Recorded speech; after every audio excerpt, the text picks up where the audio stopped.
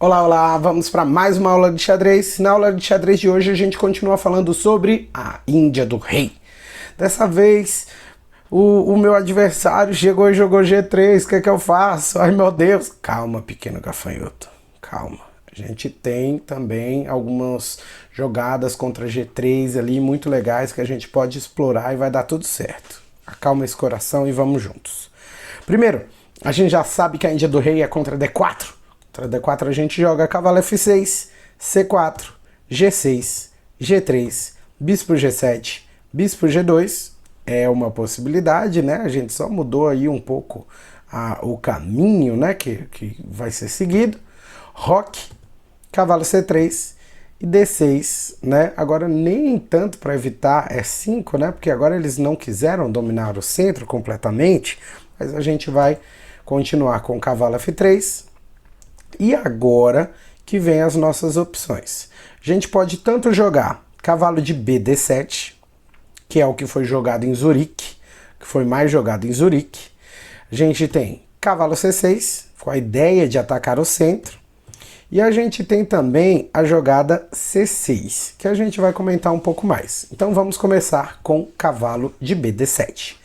Isso foi o que foi jogado em Zurique. Imagina, né, um campeonato como uma prévia de um mundial, né, antes do match, em que praticamente todo mundo jogava a mesma defesa. Foi o que aconteceu, né, e que ajudou a desenvolver bastante as ideias da Índia do Rei, porque a gente viu jogadores de níveis altíssimos se enfrentando praticamente num torneio temático. E aí a gente tem roque das brancas, E5, e agora pode ser jogado E4 ou pode ser jogado D5. Se é 4, toma D4, cavalo toma D4, cavalo C5, torre E1 e torre E8. É interessante para as pretas, mas é difícil de você conduzir, né, essa variante. A gente vai pensar em jogar a dama em B6, a gente vai pensar em primeiro, né, claro, abrir o caminho ali com o C6 e depois a gente joga A5 seguido de A4, beleza? É interessante, mas é complexo. E se D5, né, é uma variante mais comum, né, mais baseada no que a gente já tinha estudado anteriormente. Se cavalo C6, com a ideia de atacar o centro, as pretas podem fazer o roque e depois a gente joga E5 ou a gente joga A6, né, com a ideia de torre em B8 e depois de jogar B5. Mas se, beleza, ele fez o roque e a gente joga E5, ele pode jogar D5, cavalo E7 ou cavalo B8. Esse cavalo B8 ele só vai ter um caminho maior, parece estranho, né, esse cavalo B8 fora da teoria, mas a gente vai desenvolver ele para o canto, em A6, sem tanto desencanto, e depois para C5. Se é 4, A5, e a gente consegue, né, seguir o nosso plano. Se cavalo E7, E4 é a jogada mais comum, né, e que mantém a gente dentro do nosso objetivo traçado. Se A6, a gente já comentou, e agora, se D5, a gente joga cavalo A5. Essa variante é chamada de variante Pano, né? A variante Pano foi um dos legados, né, do que deixou o grande Oscar Pano. Ele deixou isso para o xadrez, né? Foi um sistema que ele desenvolveu contra a variante do fianqueto, na defesa índia do rei, no qual as pretas elas jogam com uma ideia de cavalo C6.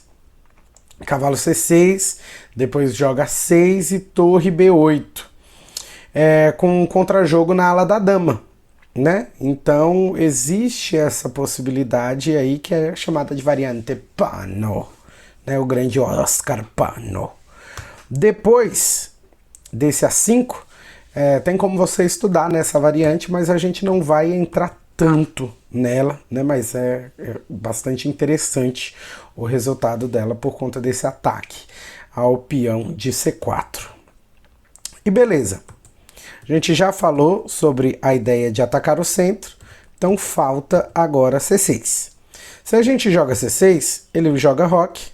A gente joga bispo F5 aqui, ó, com uma ideia bem legal, que é de jogar dama C8 com a possibilidade de bispo lá, ó, fazendo aquela troca marota em H3 e também com o avanço do nosso cavalo, né, para E4. Ele pode e deve aqui analisar muitas opções nesse momento, porque isso pode gastar um tempinho dele. Ele pode jogar B3, ele pode jogar cavalo E1, ele pode pensar em cavalo D2, ele pode pensar em torre E1 e ele também pode pensar em cavalo H4. Então aqui ele vai ter uma série de coisas para analisar. Primeiro, a gente já vai analisar tudo antes, né, para chegar com tudo bonitinho no jogo. Peão B3, a gente joga cavalo E4 direto. Se cavalo toma E4, bispo toma E4. E se bispo B2, cavalo toma C3, bispo toma C3, bispo E4, torre C1, D5, C toma D5 ou dama D2. Dama D2, cavalo D7, peão toma D5, peão toma D5. A gente tem aí o desenvolvimento preparado com torre C8, cavalo B8, seguido de cavalo C6, a melhor posição do cavalo, né? Geralmente em todas as posições. Se o peão toma D5 aqui, a gente toma de peão, dama D2 e cavalo C6 direto. Beleza? Agora, ele não optou por B3, ele optou por cavalo E1. Cavalo E1, a gente pode jogar D5 ou pode jogar E5 também. Se D5, C toma D5, C toma D5 e o cavalo desenvolve para C6 do mesmo jeito. É que a gente desenvolve os mesmos planos. Cavalo D2, beleza? Beleza. Cavalo D2 a gente tem a quebra de E5 e a gente tem uma quebra também possível em B5.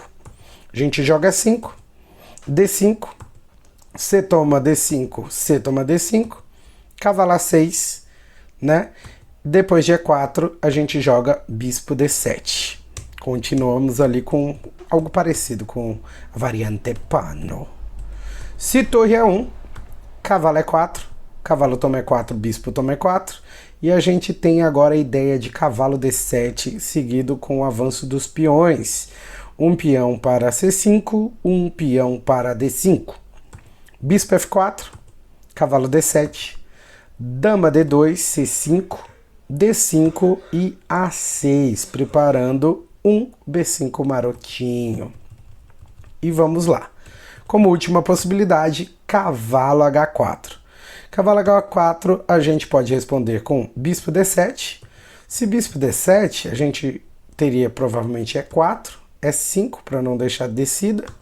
Cavalo F3, né, complica a nossa vida ali, porque o bispo ele ocupa a casa que a gente queria desenvolver o nosso cavalo. Para tirar aquele cavalo dali. Se torna um problema.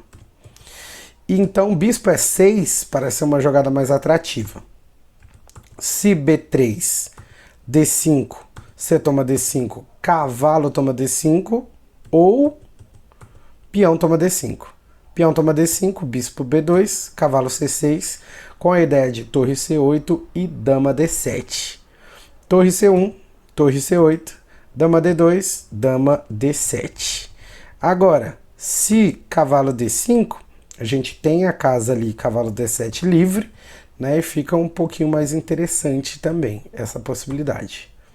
Se, ao invés de B3, ele joga D5, atacando o bispo, peão toma D5, peão toma D5, bispo D7, porque agora a gente tem o cavalo desenvolvendo para 6 e com o avanço de peão em B5 e B4 posterior. Se é 4, cavalo A6, a gente tem ainda torre C8 e cavalo C5 para termos um jogo interessante aí contra a jogada de G3, né? G3 aí ele tenta um fianqueto do lado do rei para opor o nosso jogo e a gente viu que não é motivo para pânico, a gente consegue desenvolver ideias muito similares, muito parecidas com as mesmas ideias que a gente já desenvolvia antes na defesa índia do rei. Nos vemos na próxima aula de xadrez. Vamos juntos. Tchau, tchau.